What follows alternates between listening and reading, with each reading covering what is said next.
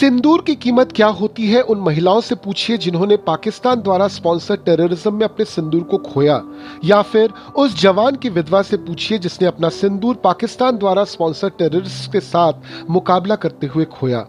मगर पूरा देश शर्मसार तब हो जाता है जब कांग्रेस के पवन खेड़ा जैसे नेता प्रेस कॉन्फ्रेंस में उसी सिंदूर का बदला लेने वाले ऑपरेशन सिंदूर को सिंदूर का सौदागर कहते हैं। अजीब लगता है ये देखकर कि क्या जो कांग्रेस ये दावा करती है कि वह भारत की सबसे पुरानी पॉलिटिकल पार्टी है और जिसने सबसे ज्यादा समय तक देश की सत्ता संभाली, यह कमेंट्स उनके तरफ से आते हैं। यह सरासर गंदी राजनीति है। आज के वीडियो में चलिए तथ्यों और आंकड़ों के साथ कांग्रेस के इसी गंदी राजनीति को बेनकाब करते हैं। ऑपरेशन सिंदूर में हमारे सेना ने 100 से ज्यादा आतंकियों को ढेर किया, जिसमें जैश ए मोहम्मद के सरगना अब्दुल रऊफ अजहर और मसूद अजहर के परिवार के 10 लोग भी शामिल थे। ये वही लोग हैं जिन्होंने 1999 में IC 814 हाईजैक और डेनियल पर्ल की हत्या जैसी घटनाओं को अंजाम दिया था। यह ऑपरेशन 1971 के युद्ध के बाद भारत का सबसे बड़ा सैन्य ऑपरेशन था। 2016 के सर्जिकल स्ट्राइक और 2019 के बालाकोट से भी बड़ा।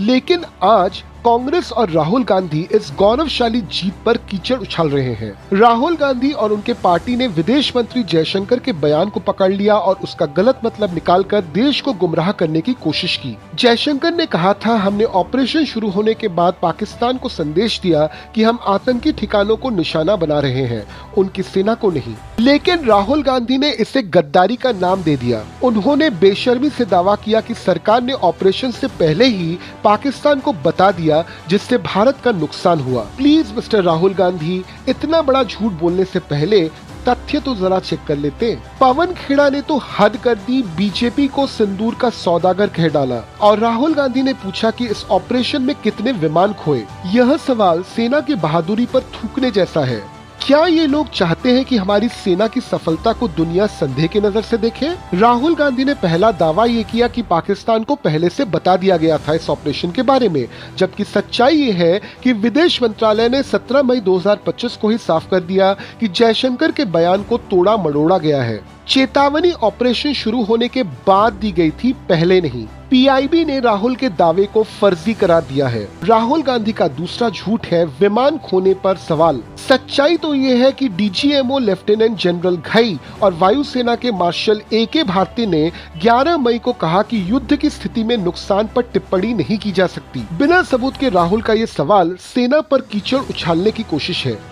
और तीसरा बड़ा झूठ ये है कि कांग्रेस से यहाँ पे गद्दारी का इल्जाम लगाया। सच्चाई ये है कि ऑपरेशन सिंदूर ने 9 आतंकी ठिकानों को तबाह किया, 100 से ज्यादा आतंकियों को मार गिराया। भारत की एयर डिफेंस ने पाकिस्तान के ड्रोन और मिसाइलों के हमलों को नाकाम किया। यह सफलता थी, गद्दारी नहीं। बीजेपी के अमित मालवीय ने ठीक कहा है कि राहुल गांधी पाकिस्तान की भाषा बोल रहे हैं। ऑल पार्टी मीटिंग में CPIM, CPI, TMC, आप जैसे दल सरकार के साथ खड़े थे, लेकिन कांग्रेस ने इस एकजुटता को तोड़ने की कोशिश की।